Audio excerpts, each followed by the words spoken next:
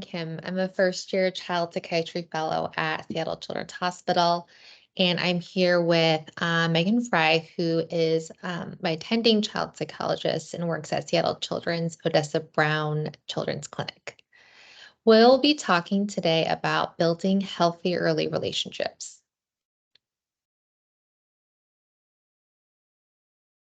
Today, we're going to be going over techniques that have improved my research to foster positive parent-child relationships. Second, we will present a few parenting strategies for challenging behaviors. And lastly, we'll provide information on local and virtual mental health resources for additional support.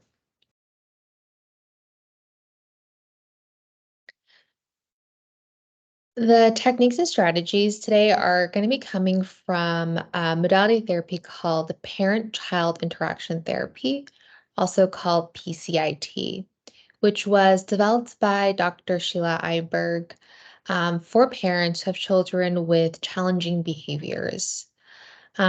These strategies have been shown to be helpful not just for problematic behaviors, but the work has been found to promote positive parent-child relationships and teach parents how to effectively respond to problematic behaviors. So the strategies we will be sharing will coming from this therapy.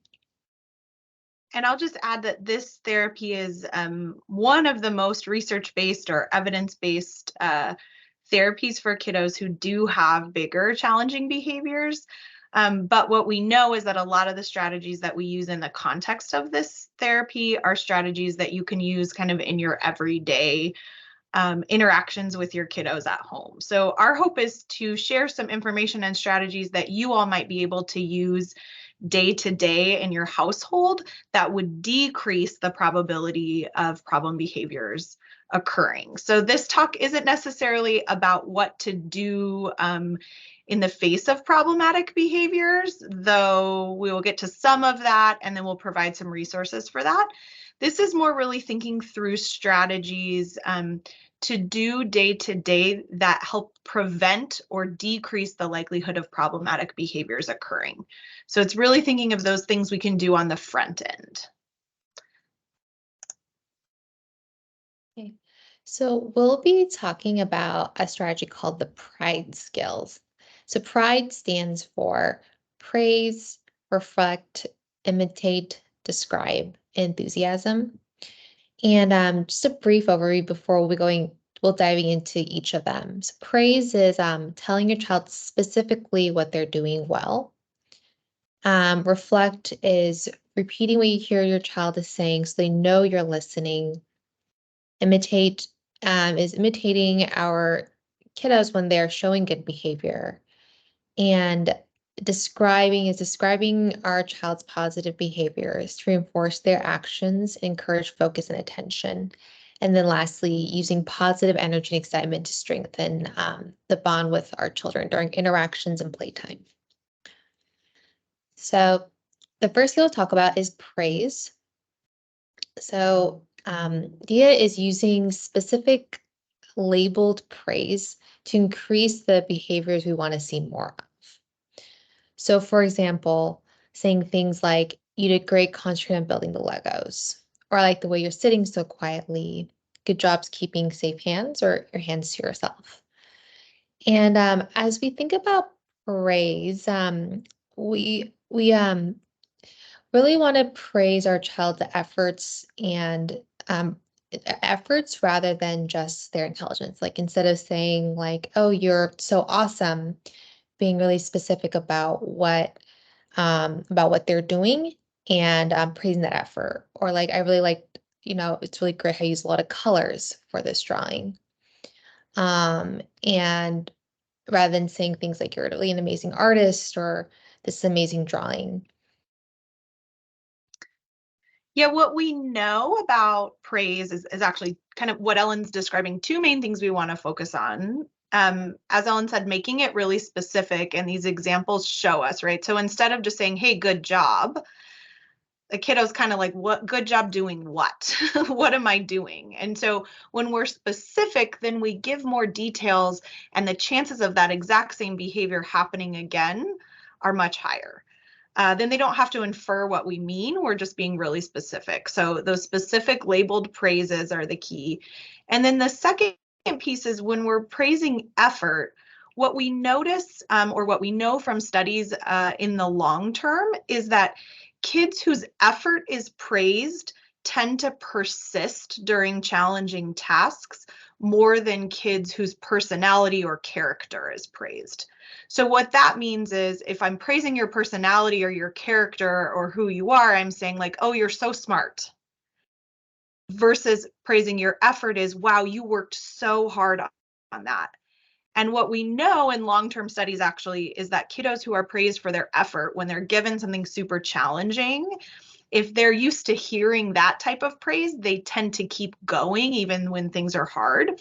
Versus if they're told, oh, you're so smart, if something feels hard for them, they actually tend to give up more quickly. So we want your praises to be specific and we want them to be praising effort as opposed to like personality or character or something kind of that lives in the kid or is internal in the kiddo.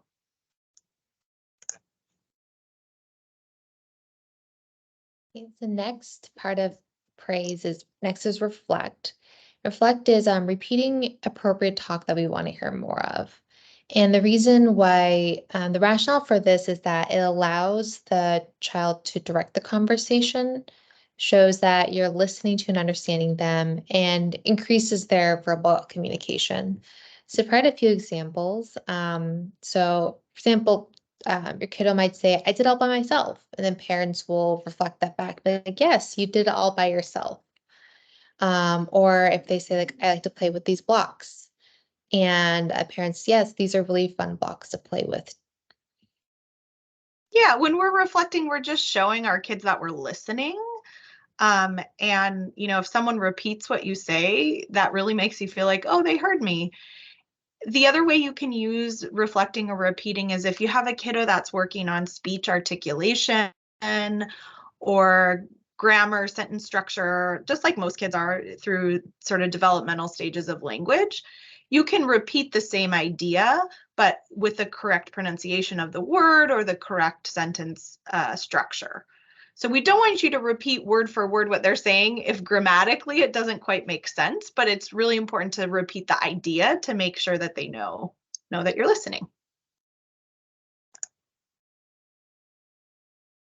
Next is imitate, which is it's just kind of similar to what we talked about in reflect and repeat, just imitating the play that you want to see more of. And the rationale too for this is allowing the child to lead the play and model and increase desired behaviors. So I put a few examples here about there's a kid who's drawing a house and the parent will be like, okay, I'm gonna draw a house too, or modeling how they're tapping the blocks. And there's things too, like, if you see your kid playing with the dolls a certain way and you also play with it like that. And it's really just part of the whole, like, allowing the child to direct the play. And we're going to talk a little bit about special time, which is where you're kind of going to integrate all of these skills. So these are definitely skills that you can use in your day-to-day life, but there's a very specific way in which we teach families to do this in PCIT that we're going to talk about. So we fully understand, like, you cannot go through your day imitating your child all the time. Like, we need to get in the car and we need to get to school and we need to get in the bath. But any time where you can use play or imitation, the likelihood of your kiddo kind of going along with what you're doing is much higher. So sometimes I use imitate, when I'm seeing my kid play and I'm like, oh, you're building, I'm going to build too, because then you're joining with them. But there might also be times where I need my kid to do something specific, like I need them to transition to the bath or something. And I might say, let's see if we can hop like a bunny to the bathtub. And my kiddo will hop, and then I might start hopping behind them or imitating what they're doing so that I'm increasing the likelihood that they're going to do it because it's something fun. And then I'm imitating their behavior, which increases the chances that it will happen again. So we want to imitate positive behaviors, and also you can use imitation as a tool to help with transition. And D is describe, which is almost like acting like you're a sportscaster when you see a child playing, when you see a kiddo playing. And once again, it just shows another way to show you're interested and holds their concentration and attention to that activity. And later during special time too, we'll talk more about how this occurs during that time. Yeah, it's really just describing what you're seeing happening while they're playing. Great. And here's the last one. Yeah, and last one is enthusiasm. Just speaks for itself, modeling appropriate positive emotions, using positive statements, just giving them that positive attention. Great. So, Ellen, I'm thinking what we could do is maybe link the videos in the email that we're going to send folks. Mhm. So we've got a couple video examples of these skills, but we want to talk with you a little bit about special time as a tool where you kind of integrate all of these skills together.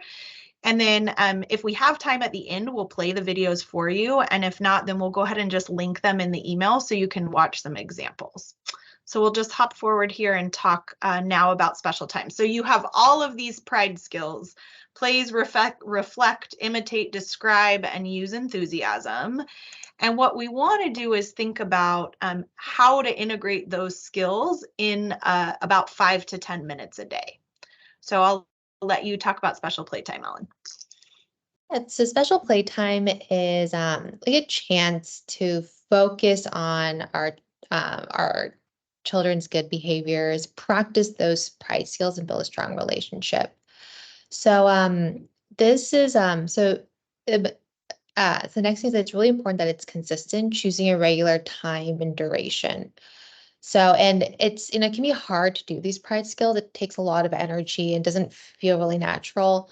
Initially, if it may not feel really natural. So it's important that it's done at, it doesn't have to be like 30 minutes or a long time, as long as it's just like 5 minutes of this really intentional time where kids can lead the play. Often during the school day at home, they can be told what to do often. So this is really a time for them to lead the activity with safeguards, obviously, nothing that will put them in danger. And it helps build that independence and confidence. So we'll be going through a few tips with special time. As you mentioned earlier, starting with just 5 minutes and trying to use those pride skills we talked about, the praise, reflection, imitation, description, using enthusiasm, and the child. So in terms of like toys and activities, I know some parents will have if the child can't choose something, they'll have like a range of activity that they can choose. And then during that special time, using a lot of that label praising we talked about earlier, and making it really specific, praising the effort, and things like high fives, a pat on the back can give more power to that praise. Great. Yeah, what we really want to think about is, like, throughout the day, a lot of demands are put on our kiddos to have other people in charge of them, which is great. That's developmentally what we're wanting. And a lot of research shows us that if we can focus on just them and let them be the leader and let them be the center of attention, even for just 5 minutes a day, the likelihood of challenging behaviors occurring goes down significantly. And we think this has to do with just how we fill up their attention cup. So, if we think of, we all kind of have this cup of attention, and kiddos have a large cup, some bigger than others. And at this age, they don't tend to differentiate between positive attention and negative attention, right? In sort of the preschool, pre-K, kindergarten age. So if we can proactively play with them for 5 minutes in this really specific way that they are directing and we are following and we're listening and we're repeating and we're praising, and it's an activity that they want to do, what we find is that it fills up that attention cup so much that sometimes their need to engage in challenging behaviors is lessened. Not that it's going to disappear completely, but this is a proactive strategy that you can try 5 to 10 minutes a day. I'm a working parent. It's really hard to do this. And we tend to try to do it like during bath time or right after dinner, kind of a natural transition time where I'm just focusing on playing with them for 5 minutes. If you have more than one kid, you can get them set up with separate activities kind of right next to each other, and you can turn to one and play and then turn to the next one and play. But it's better to try to do the kiddos or siblings separately as opposed to everyone playing together, because we're really trying to focus on that one-on-one attention. Some families do one kiddo in the morning, one in the afternoon, and you're really specifically telling them, like, we're going to do special time now. What do you want to play with? I'm going to give you my undivided attention. So that's kind of the deal about special time. There's a couple things you want to avoid during special time. So I'll let you talk a little bit more about that, Ellen. So during special time, we recommend limiting the amount of questions, which is really hard to do. Even when I'm playing with kids, it's like I want to ask, "Oh, what is this?" or curious why they chose something. But as we talked about in the previous slide, there's a lot of demands placed on them, which is developmentally appropriate, like Megan shared. But they're also asked a lot of questions too. And sometimes when we ask questions, it can lead the we can be end up we take away that time for them to direct the play. So we recommend trying to limit the amount of questions and using the other pride skills like description, describing what they're doing, imitating what they're doing, repeating, reflecting those skills during that special time. And then limiting the directions, which once again also takes lead away from the child. So even if they might be playing in a way, as long as it's within those guardrails, they're not being put in a dangerous situation. And then lastly, also limiting the criticism. So avoiding words such as no, don't, stop. And if a child is, if a child is say describing a blue crayon as purple instead of saying like avoid using the words like that's not purple. Yeah. Just really feeling that attention come up and knowing that, like, we give directions, we ask questions, we do tell them no all the time. So this is just an opportunity to try to shift away from that, even for a short time in your day. That being said, like, kids are kids and they're not just going to play perfectly for the 5 minutes that all of a sudden you said it's special time and then they turn into like these little angels. So we're going to give you some strategies for how to manage challenging behaviors in the context of special time. At the end of this presentation, we have some links to kind of more comprehensive or longer modules around how to manage challenging behaviors outside of special time. Right now, we're really just going to focus on during those 5 minutes. If you're getting some challenging behaviors, these are some ideas of things that you can do.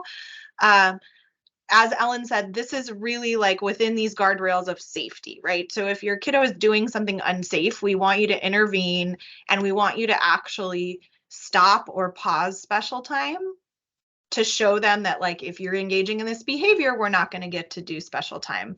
But for those lower profile behaviors that like aren't dangerous or particularly disruptive, these are a couple strategies you can try. You want to go ahead, Ellen?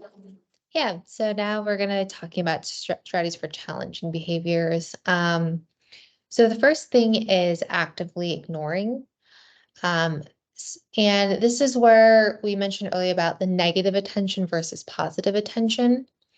And so ignoring things like if there's whining or and things like whining. And the idea is that by actively ignoring these inappropriate behaviors, we help the child notice difference in response to good and bad behaviors.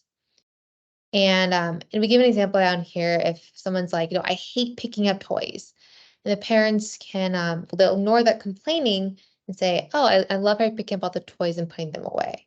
Or if they're like, I really don't like what I'm having for dinner, be like, oh, well, I'm glad, saying things like, I love how you're eating eating what is offered. Yeah, just like with ignoring, like we talked about before, right? Kids this age don't distinguish well between positive and negative attention. And sometimes they're going to do things to get your attention. So I think whining is a great example. Like you may not even have to say, in this example, there is a parent responding, but sometimes you may just completely ignore and not respond at all, and that can be super powerful. So one of the kiddos that I've worked with in the past, he kind of does this thing where when he has to clean up, he'll start whining, and then he'll kind of flop his body on the floor, and mom just kind of turns her back and starts picking up the toys. And then immediately this kid is noticing, like, she usually lectures me, or she usually gives me a lot of attention when I whine, or she usually comes over and picks my body up. But now she's ignoring me. Like, what's up with this? And you kind of see the kid sit up, and he kind of is looking more towards mom. And that's called active ignoring. So you're actively, on purpose, in your head, ignoring a behavior that's not dangerous in an effort to make it go away. What we do know when we ignore is that sometimes a behavior gets worse before it gets better. So now this kid is whining louder because mom is ignoring him, and he's yelling, and he's maybe stomping his feet. If mom gives in right at that point, then all the kiddo has learned is, oh, she'll ignore me until I'm really loud, and then she'll pay attention. So what we say about active ignoring is, like, do not ignore something unless you can ignore it until it's death, until it extinguishes. And so what that looks like is, like, you're going to ignore this whining no matter what happens, unless it becomes a safety issue. And then you're going to respond during a safety issue with minimal verbal language, minimal blowing up, like just trying to ignore as much as you can while still keeping the kiddo safe. But in general, we're just ignoring kind of silly attention-seeking behaviors, kids, making inappropriate noises, or laughing at inappropriate times. Those are good low-profile behaviors to ignore. And then we're going to talk a little bit about what to do if you are getting a challenging behavior and ignoring isn't working, or what to do after you ignore it and the kiddo stops the behavior. So something called using the positive opposite, telling a child what to do versus what not to do. And so if we give this example of it's a instead of saying stop running the house, try and say please walk inside the house. So this is it's like almost it's just a change in the way we're delivering the information, and almost like a reframe. So it's trying to accomplish the same thing, but avoiding using those as you mentioned earlier in the special time too, like words like no, don't, stop. And that focus on giving attention to the behaviors we want versus what we don't want to see. Yeah. And also just knowing, like, in this preschool age developmentally, sometimes kiddos, it's not like second nature to know what to do instead. So if I can tell you what to do instead of hitting your friend or running, then I'm giving a very clear direction instead of just saying stop doing that thing that you're doing. Because then kids are like, well, what do I do with my body instead?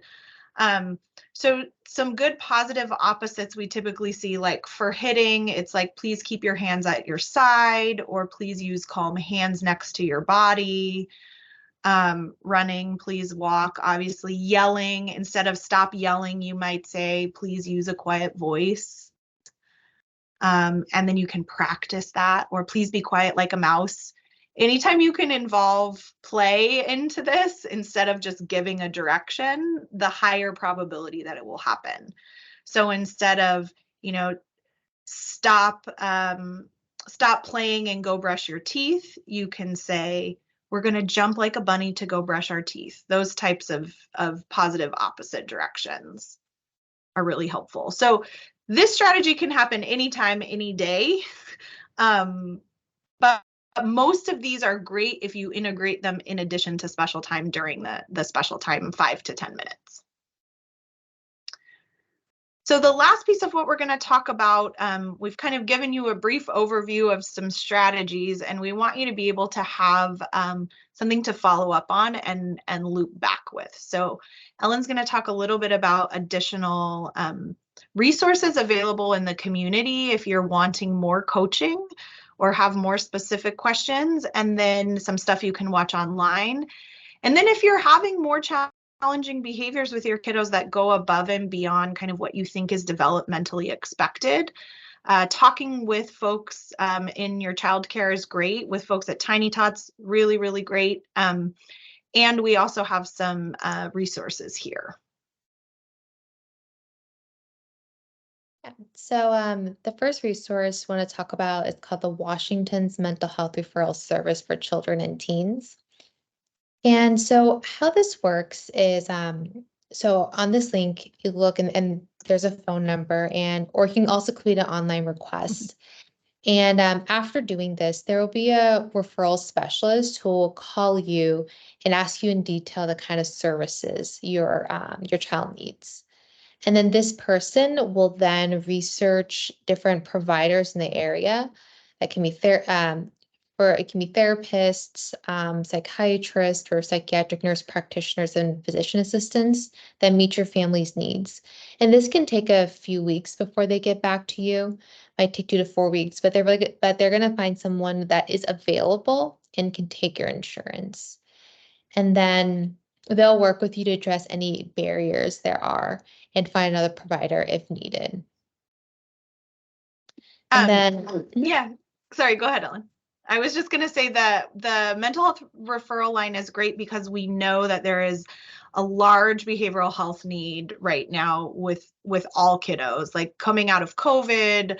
For our younger kiddos, these are kiddos who had several years where they weren't really socialized much with anybody. And so it is very expected that these kiddos might need a little bit of extra support. So we really do want to encourage you, if you have questions or you feel like you're having challenging behaviors and you need more coaching similar to what you heard today, but really want it one-on-one, or if your kiddo has gone through or your family has gone through a particularly challenging time or is going through a challenging time, we really, really want to destigmatize seeking out behavioral health services. This is just a great way to get help for your kids that's covered by your insurance. And like Ellen said, it could take a few weeks for to get a call back about who has availability, but it saves you a lot of time in the long run of calling provider after provider asking, who can take help. The other thing is if your child is a patient of the Odessa Brown Clinic at Othello, so near the Tiny Tots Othello location, you can talk with your primary care provider there, and there's behavioral health services, including PCIT that we just went over, provided within that clinic. I know a lot of you send your kiddos to primary care there, so that's also an option. And then Ellen, do you want to talk about the FAST training first, and then we can talk a little bit more about Child Find? Yeah, and I just wanted to add on to the one more thing with the Washington Mental Health Referral. So while Seattle Children's helps operate this service, it's your child does not need to be a Seattle Children's patient to access it. And the second thing is something Seattle Children's does offer. It's called the First Approach Skills Training. And so after what we discussed here, and you're more curious about learning more about how to deal with challenging behaviors, this is a self-paced class. And if you open the link, there are several different videos. And the videos are really short. They're just a few minutes, and they go over more strategies. They go over them a little bit more in depth. If you also like more support in that. Perfect. And then the last thing we want to talk about is kind of twofold. The first is if you're having ongoing concerns or worries or just need a little bit of extra support around your child's behavior, Tiny Tots is great. reaching out to Dr. Jackie and just saying like, hey, we're wondering about this. She's a great resource. The other possibility that she would likely help you connect with, or that you could connect with on your own, is called Child Find. So Child Find is a national initiative that makes an effort to identify children and adults, young adults, that have learning differences, developmental needs, and get them support for free as early as possible. So if you had questions about anything developmental for your kiddo, not just behavior, it could be speech, it could be motor skills, it could be any question about general development, you can request a Child Find evaluation through your school district. So if you're in Highline schools, you could just Google Child Find Highline School District. If you're in Seattle, Child Find Seattle Public Schools. Even if your kiddo is not in public school yet, obviously your littles are not, the service is still provided through Child Find. And you just sign up for an evaluation. Typically, they happen quarterly. So you would get on a list for an evaluation. And then if they're found to be eligible for services, those services are free of charge.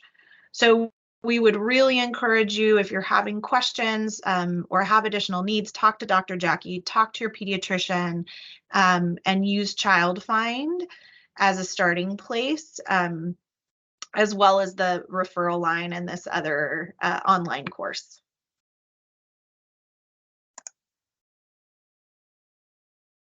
And then these are some resources that we use when creating this PowerPoint that if you want to learn more, would be great to search. Thanks so much for your time today, and we'll look forward to seeing you around. Take care. Bye-bye. Bye-bye.